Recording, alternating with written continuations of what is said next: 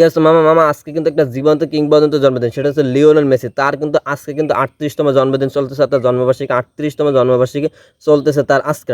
তো মামা এই লিওনেল মেসি, আপনি যদি ফুটবলকে ভালোবাসেন, তার খেলা দেখে আপনি প্রেমে পড়বেনই। কারণ আপনি যতই ট্রল করেন না কেন, আপনি ব্রাজিল করেন, আর্জেন্টিনা করেন বা অন্য কোনো দল করেন না কেন, আপনি যদি লিওনেল মেসি খেলা দেখেন, তার কিন্তু ট্রল করে পারবে না। কারণ তাকে যদি আপনি যদি ট্রল করেন, সেটা আপনি সম্পূর্ণ ভুল করতেছেন। কারণ তার যে খেলা, তার যে স্কিল, তার জন্য কিন্তু এই ফুটবল আঙ্গনটা কিন্তু এই পর্যায়ে পৌঁছেছে।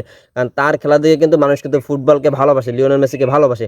আর সে কিন্তু একদম জীবন্ত কিংবদন্তি, তাকে কিন্তু অবশ্যই কিংবদন্তি মানতেই হবে। কারণ তার যে খেলার ক্যাটাগরি, কারণ আপনাকে মানতেই হবে দীর্ঘ ৩৬ বছর পর কিন্তু আর্জেন্টিনা কিন্তু বিশ্বকাপ দিচ্ছে এই লিওনেল মেসির জন্য। তারপর কোপা আমেরিকা দিচ্ছে কিন্তু আর্জেন্টিনা শুধুমাত্র এই লিওনেল মেসির জন্য। তারপর এই যে ইন্টার মিয়ামি, যে কিনা কোনো প্রকার কোনো ভালো পর্যায়ে কোনো সময় খেলতেই পারতো না, সেইখানে তাদেরকে ভালোভাবে চিনতই না, সেখানে লিওনেল মেসিকে কেনার পরে তাদের যে মার্কেট ক্যাটাগরি কোন পর্যায়ে চলে গেছে, সেটা যদি আপনি যদি গুগল সার্চ দেন, সেগুলো আপনি বুঝতে পারবেন।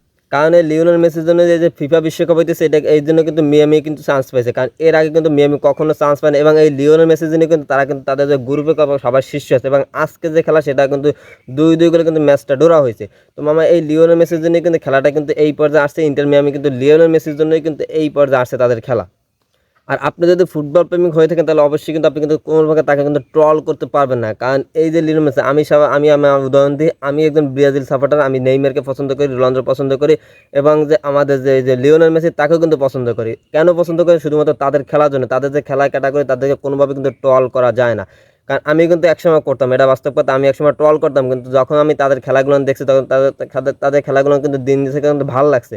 তো তাদের যে খেলা ক্যাটাগরি, তারা যে কোন পর্যায়ের প্লেয়ার, সেটা শুধুমাত্র যারা ফুটবলকে ভালোবাসে, ফুটবল খেলা বোঝে, জানে, তারাই খুব ভালো করে জানে।